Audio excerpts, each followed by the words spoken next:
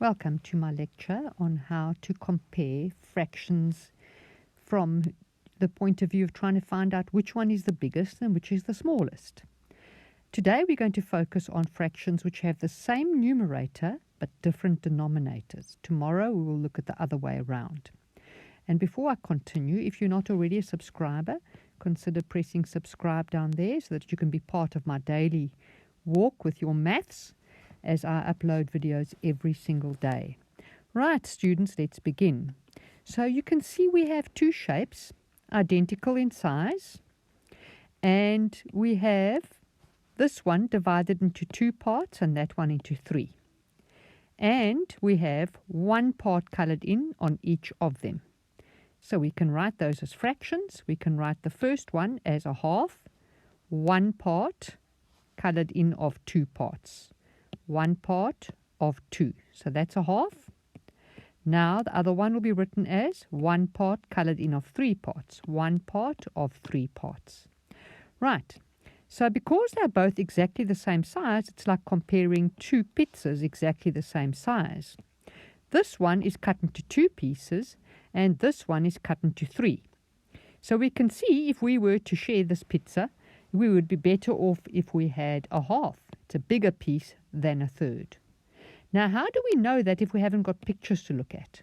Well, when our numerators are the same, in this case, they're both 1, we look at our denominators to determine which is the bigger one. And the rule with the denominators is the smaller number of the two. We've got 2 there and 3 here. The smallest of those two numbers is number 2. That makes it the biggest fraction. Okay? So you can see from the picture it is the biggest fraction, but the rule you must remember is that when your denominator has a smaller number, it's actually the bigger of the two fractions. The smallest denominator is the larger fraction. Okay, so let's revise that on the next page. Here we have the same size. They're all exactly the same size, but we've cut them up differently. This one is 10 pieces. This one is 5 and that one's 2. And we're using only one piece of each. So you can see one of 10 pieces is tiny compared to one of 5. And one of 2 is really big. Okay. So if you were eating these cakes, you would prefer to have one of those slices because it's the bigger one.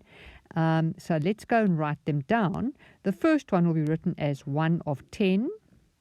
The next one will be written as 1 of 5. And the next one is 1 of 2. So who is the biggest? Let's look at our denominators. Remember, our numerators are all 1, so that's fine. Now we're going to look at our denominators. Our denominators are 10, 5, and 2. And the rule is the smallest number is the biggest piece on the denominator. So which one wins the round as the biggest one? It will be 1/2. Because this, out of 10, 5 and 2, number 2 is the smallest number, which means it's the biggest piece. So that's the rule for the denominators to figure out your fraction sizes. Right, so let's do a few over here.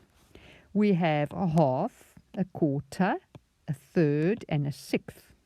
And we can see they all have 1 as a numerator, which means we can apply our rule to the denominator, and we can look who has the smallest denominator, the smallest number, because that's going to be the biggest piece. The smallest number is number 2.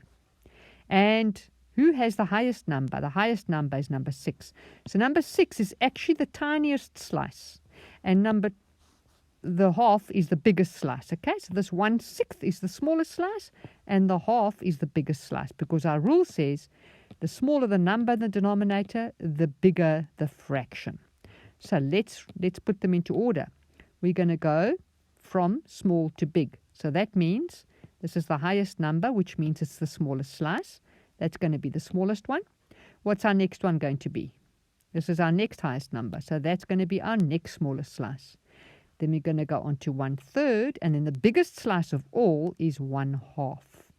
Okay, so I hope you can understand that tomorrow we're going to look at when they have numerators that are different and denominators that are the same. This one applies to numerators all the same, but denominators different. When the denominator is a small number, it's the bigger of the two slices. And that's just a rule to remember, and then you'll find it easy to distinguish between whether a fraction is bigger or smaller than the one next to it. Okay, so press subscribe here if you're not already a subscriber, and I'll see you tomorrow in the next lecture.